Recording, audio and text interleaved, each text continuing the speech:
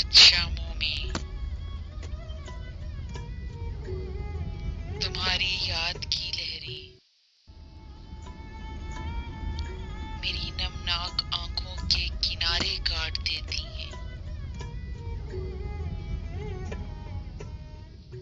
दुआ के हर फोटो से लिपट कर बैन करती हैं। इसे कहना पलट आए,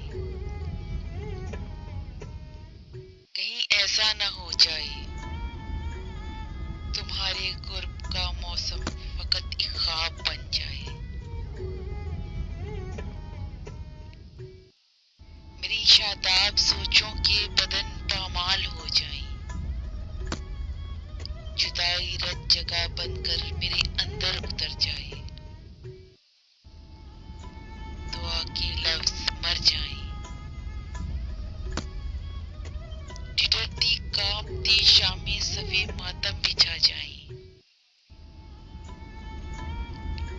दिलों में मर्सिए फूटे,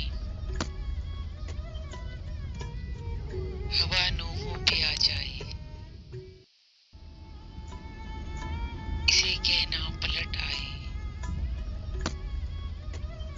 कहीं ऐसा न हो जाए, कहीं ऐसा न हो हम मुकम्मल सोख बन जाए।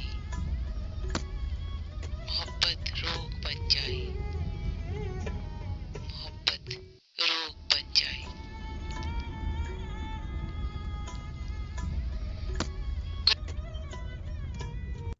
Subscribe my channel Urdu Poetry and click the bell icon for latest poetry. Don't forget to subscribe. Subscribe my channel Urdu Poetry.